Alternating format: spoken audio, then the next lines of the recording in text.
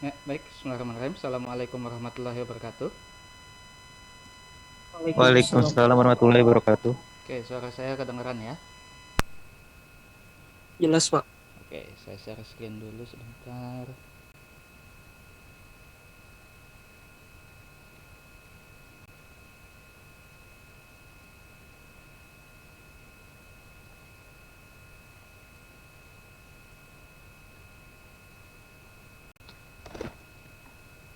Kelihatan gerak layarnya? Full screen-nya kelihatan ya? Tinggi, Pak. Oke, baik. Oke, sambil nunggu yang lain kita mulai aja. Bismillahirrahmanirrahim. Assalamualaikum warahmatullahi wabarakatuh. Waalaikumsalam warahmatullahi wabarakatuh. Jadi, Waalaikumsalam warahmatullahi wabarakatuh. kita sudah mulai masuk ke alat yang akan kalian gunakan waktu praktikum nanti. Jadi yang setengah semester kemarin itu kita bicara konsep perhitungan. Nah, mulai hari ini kita sudah kenalan dengan alat-alat yang akan kalian gunakan di praktikum. Jadi nanti semester depan, untuk yang sipil ya, untuk yang sipil semester depan, untuk yang geografi kan mulai hari ini, kalian kalau praktikum itu dua.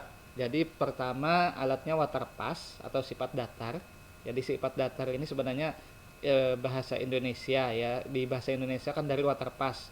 Nah, kalau kita bicara waterpass di sipil ada waterpass tukang, ada waterpass yang alat tembak. Jadi hati-hati juga kalau kalian bilang waterpass. Kalau tukang kalian bilang waterpass, dibawakan yang panjang yang ada airnya itu.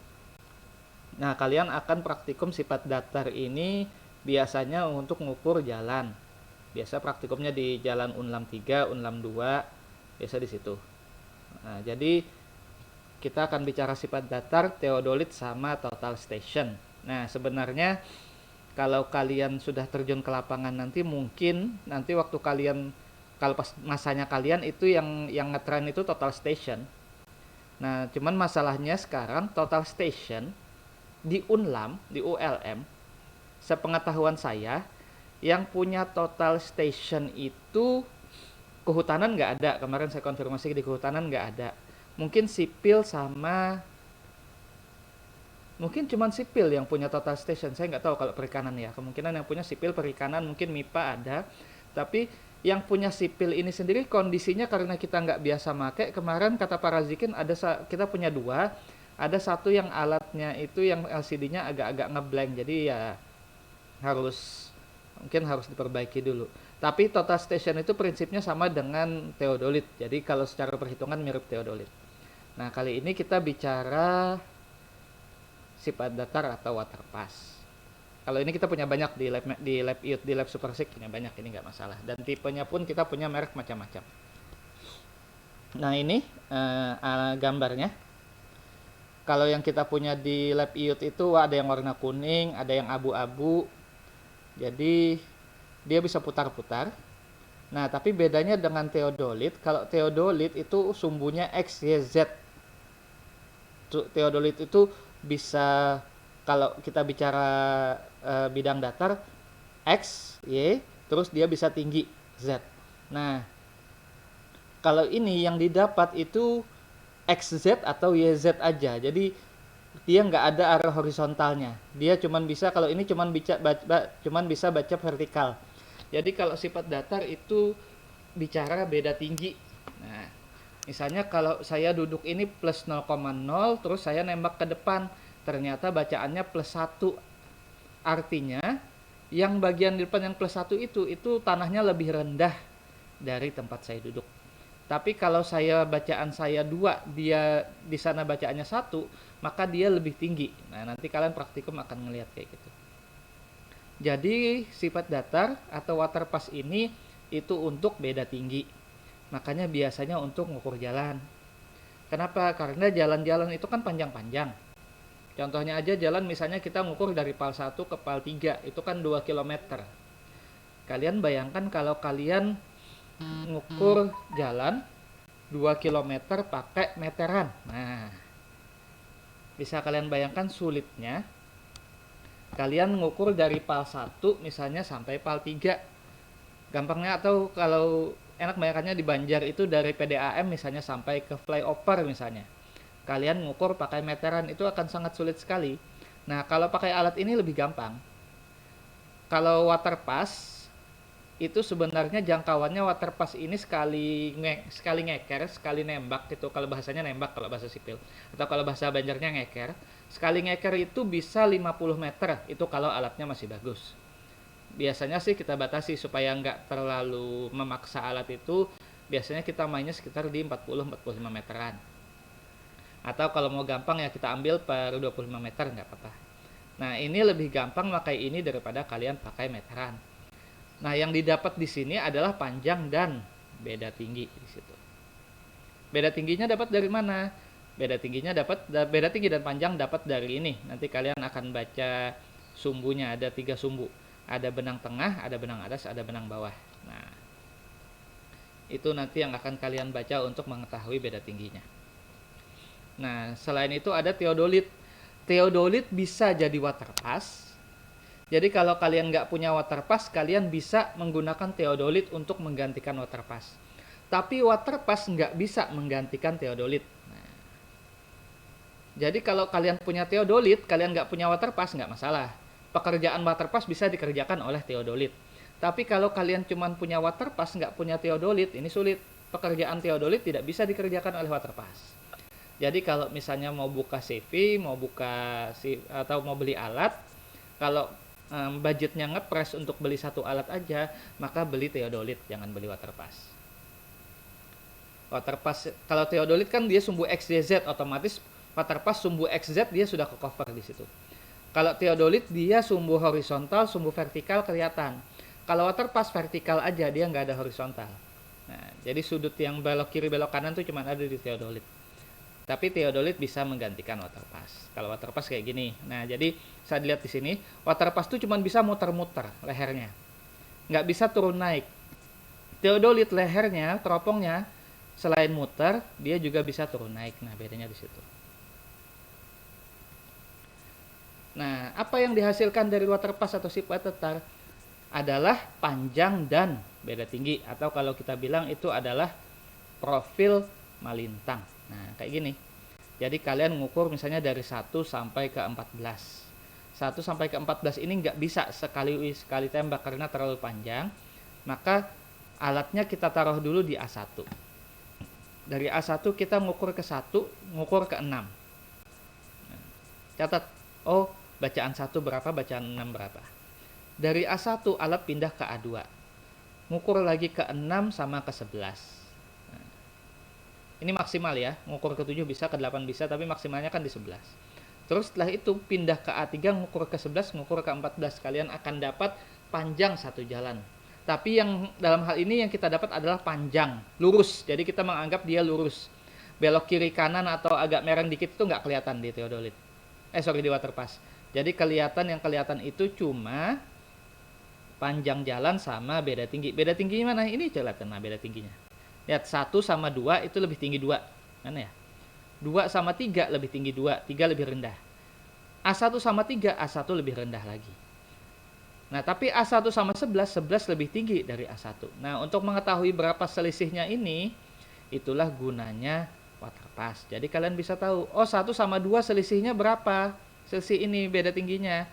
Oh 1 sekian, 1 plus 2, 2 plus 4 artinya 2 meter. 2 ke 3 berapa dan lain-lain. Nah, ini dapat sampai detailnya sampai ke senti atau mili. Biasa kita stop sampai mili sih. Itu di situ.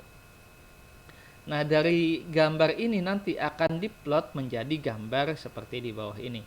Ini pada saat proses pengukuran dia kayak gini. Jadi ngukur 1, ngukur 2, jarak dari A1 ke 1 berapa, beda tinggi berapa. Jarak dari A1 ke 2 berapa jaraknya, terus selisih ketinggiannya berapa. Ketiga berapa, selisih tingginya berapa, itu diplot di gambar di bawah sini. Nah ini tinggi elevasi, ini selisih, ini titik jarak. Nah, jadi akan kelihatan kayak gini. Yang kayak gini bentuk jalannya akan disederhanakan menjadi bentuk-bentuk garis lurus seperti ini. Nah, ngeplotnya garis lurus. Ngeplotnya di mana, Pak? Ya di Excel bisa, di AutoCAD bisa. Nggak masalah. Tapi biasanya sih kan kita mintanya di AutoCAD. Makanya kalian semester kemarin belajar AutoCAD dulu. Nah, skalanya biasanya skala horizontal sama skala vertikalnya kita bedakan. Kelihatan di sini. Horizontalnya 1:400, vertikalnya 1:200. Kenapa? Supaya cukup Kalau enggak biasanya enggak cukup satu kertas A3 itu. Menggambarnya di mana? Standar Dinas PUPR masih kalau untuk gambar hasil pengukuran adalah di A3. Nah, jadi kita bicaranya di A3 ya. Kalau IUT bicara A3 kertasnya. Nah, waktu asistensi boleh A4, tapi nanti hasil praktikum akan A3. Nah, ini yang diperoleh di sini. Nah, gunanya apalagi kalau sudah dapat kayak gini, apa gunanya, Pak? Kalau untuk pekerjaan jalan, kalau sudah punya profil melintang memanjang, bisa untuk merencanakan cut and fill atau galian timbunan. Jadi contohnya yang tadinya kayak gini, mau dibikin lurus. Dari 1 ke 14 ini mau dibikin smooth lurus. Kalau ini kan nggak enak nih, turun naik. Lurus, oke. Jadi ditarik aja garis dari 1 sampai ke 14 garis. Yang di atas digali, yang di bawah garis ditimbun. Nah, itu gunanya kalian membuat profil melintang ini. Contohnya kayak gini. Nah, ini dibikin garis lurus seperti ini jadinya. Nah, yang di atas garis itu digali atau dibongkar, yang di bawah garis yang ini, 2 yang di bawah garis, ini ditimbun. Jadi nanti jalannya akan lurus, smooth di sini naik. Nah, itu kayak gitu. Atau kalau kayak gini, asalnya kayak gini, oke, tarik garis lurus dari ujung sini ke ujung sini. Yang di atas garis itu yang digali, yang di bawah yang ditimbun. Nah, ini gunanya untuk perencanaan cut and fill. Jadi kalau untuk ngitung cut and fill, kita perlu gambar profil melintang ini yang diperoleh dari pengukuran profil melintang dengan alat waterpass. Nah, theodolit bisa, tapi settingnya theodolit itu lebih lama dari waterpass. Jadi kalau cuman buat gini aja, kalau ada waterpass mending pakai waterpass aja. Itu di situ. Jadi kalau bicara jalan biasanya kita bicara waterpass. Kalian nanti semester depan yang sipil praktikum pertamanya biasanya waterpass. Keduanya baru theodolit. Karena kalau theodolit langsung pasti kaget. Tapi kalau sudah waterpass paling nggak menguasai waterpass sedikit, waktu ke theodolit tinggal nambah dikit aja. Nah, garis ini namanya apa? Ini namanya adalah garis kontur. Yaitu garis yang menggambarkan ketinggian yang sama. Kita sudah belajar kontur waktu kita bicara peta di sini. Jadi sifat datar itu sendiri, kalau kita bicara konsep, maka penentuan beda tinggi antara dua titik dengan garis bidik mendatar atau horizontal yang diarahkan pada rambu-rambu yang berdiri tegak atau vertikal. Rambunya itu penggarisnya itu kan kalau kalian lihat di lab atau lihat orang praktikum kan ada yang megang kayu yang tinggi itu antara ada yang 2 meter, ada yang 3 meter sampai 5 meter. Nah, itu rambunya, rambu ukur. Alatnya sendiri kita bilang waterpass. Dimana tujuannya adalah menentukan beda tinggi antara titik di atas permukaan bumi secara teliti. Telitinya sampai seapa ya tergantung yang baca. Biasanya sih ya sampai senti paling enggak. Kalau enggak sampai mili. Itu di situ. Nah, tinggi objek di atas permukaan bumi sendiri ditentukan dari suatu bidang preferensi, yaitu bidang yang ketinggiannya dianggap 0. Jadi kalau misalnya kalian nanti praktikum, biasanya yang kita anggap 0 yang mana ya? Muka aspal kita anggap 0 supaya gampang. Jadi muka aspalnya 0, tinggi alatnya berapa. Jadi nanti waktu kalian ngitung nggak susah. Tapi kalau untuk proyek biasanya kita cari BM. BM paling dekat yang mana? Atau pakai GPS. Nah, dalam geodesis sendiri, tinggi objek itu disebut bidang geoid, yaitu bidang ekuipotensial yang berimpit dengan mean sea level, atau juga disebut bidang nivol. Jadi kalau mau real ya MSL-nya berapa, rata-rata tinggi muka air laut berapa, itu yang jadi patokan. Dimana bidang ini selalu tegak lurus dengan arah gaya di mana saja di permukaan bumi. Nah, jadi itu. Kalau praktikum ya biasanya kalau mau gampang kalau ada BM, kalau enggak kita ambilnya nanti muka aspal. Kalau saya juga kalau pekerjaan ya, kalau waktu mengerjakan kalau misalnya saya nggak dapat BM-nya ya saya cari permukaan yang kira-kira nggak akan berubah. Contohnya apa? Waktu ngukur bank BNI saya ngambil lantai ATM. Jadi nolnya itu di lantai ATM, jadi semuanya refernya ke situ. Soalnya kalau aspal kadang-kadang kalau pas di overlay atau ada penambahan tinggi aspal, tahun depan kita nyari lagi bisa nggak? Nah, ini bidang referensi tadi. Kalau mau pakai BM oke, BM lokal atau bikin sendiri juga boleh, tapi sebenarnya yang paling pas ya dari ini, mean sea level ini. MSL. Ini yang betul-betul standar sini. Tapi kalau kalian nggak dapat BM-nya ya sulit, meskipun sekarang BM di mana-mana sudah ada sih. Nah, penentuan beda tinggi sendiri bisa tadi pakai sifat datar, spirit leveling, bisa menggunakan tachymetry, bisa menggunakan trigonometri atau barometri. Nah,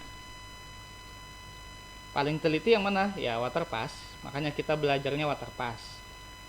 Termasuk nanti waterpass akan turun ke pengukuran tachymetrinya di situ. Alatnya waterpass gimana Pak? Kalau kita punya lengkap waterpass, kalian mau merek apa kita punya semua. Mulai yang bagus sampai yang enggak, tinggal lensanya aja nanti yang kalian coba sesuai dengan mata kalian yang bagus lensanya yang mana. Karena kadang-kadang ada yang nggak cocok dengan lensa yang ini, ganti alat dan lain-lain. Nah, waterpass sendiri caranya gimana? Misalnya ini waterpassnya, maka ini bidang niponya, maka dia akan melihat dari kita baca-bacaan di sini kita akan tahu H berapa.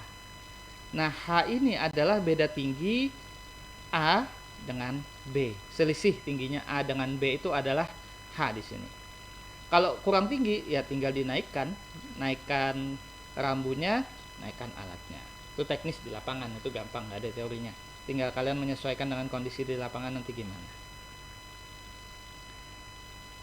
Nah, kalau cara trigonometri, maka kita menggunakan teodolit karena kita memerlukan sudut di sini. Nah, kalau sudah ada sudut ini, maka mau nggak mau harus pakai teodolit. Jadi kalau kayak gini, kalau bentuk lerengnya seperti ini, kalian nggak bisa waterpass. Kalau waterpass kayak gini masih bisa, tapi waterpassnya harus diangkat. Tapi kalau posisi alat di bawah sini, mau nggak mau harus pakai teodolit. Jadi cara trigonometri ini harus pakai teodolit atau total station. Karena perlu dua. Ada sudut tegak, ada sudut miring. Yang sudut ini cuma bisa diperoleh dengan teodolit. Tapi lebih baik dari cara satu. Kenapa? Kalau waterpass diangkat kadang-kadang nggak teliti. Nah, jadi kalau ini pakai teodolit lebih teliti lagi sudut-sudutnya. Tapi dalam hal ini juga dipengaruhi oleh suhu dan kelembapan. Kenapa? Karena kalau sudah nggak kelihatan atau berembun lensanya, ini nggak kebaca ininya.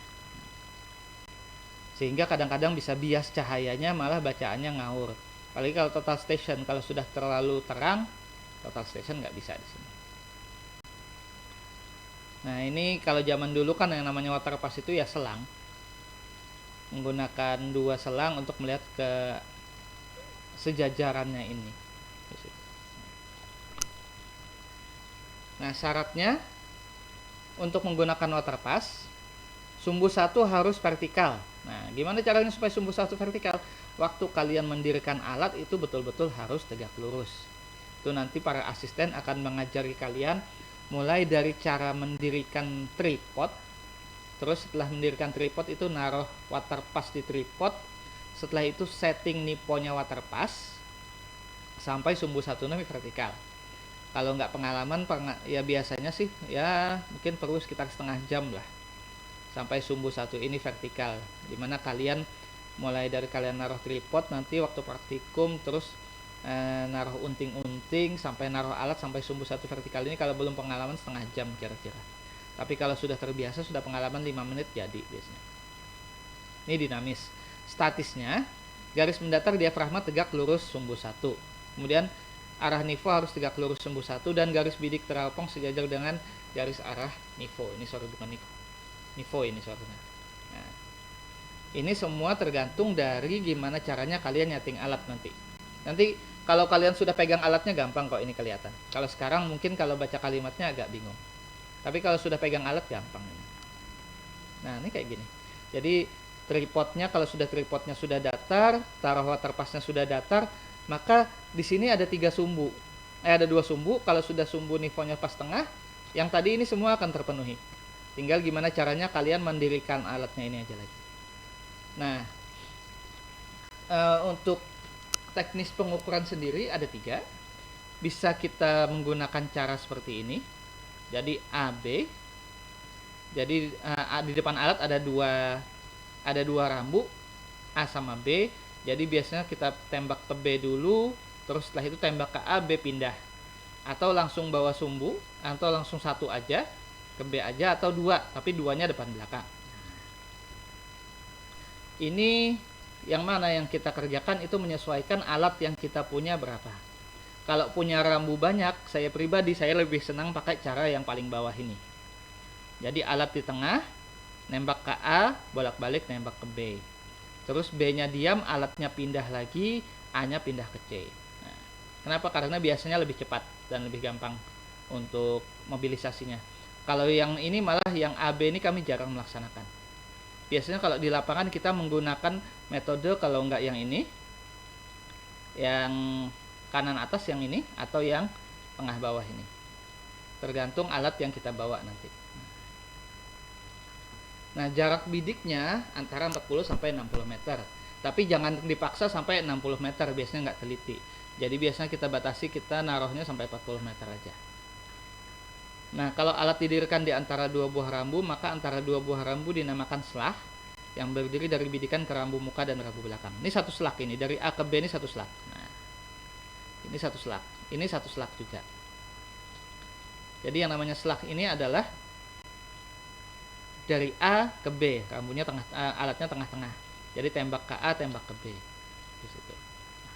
Selain garis bidik atau benang tengah, maka yang dibaca juga benang atas dan benang bawah. Dimana kontrolnya adalah benang tengah adalah setengah, benang atas setengah, tambah benang bawah.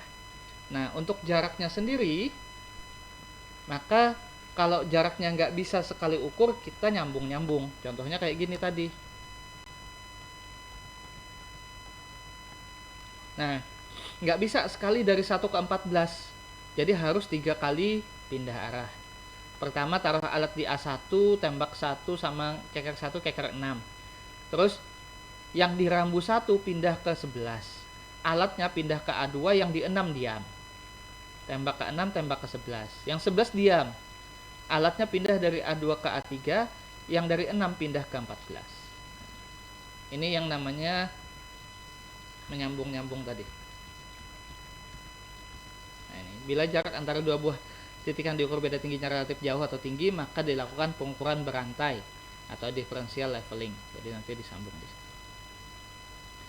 Nah, dalam hal ini jika jarak antara titik kontrol penetapan relatif jauh, maka pengukuran beda tinggi dengan penyipat data tidak dapat dilakukan satu kali berdiri alat. Oleh karena itu, antara dua buah titik kontrol yang berurutan dibuat beberapa selah. Dimana di sini kan selah itu satu ini. Jadi kalau kayak tadi 3 selah jadinya.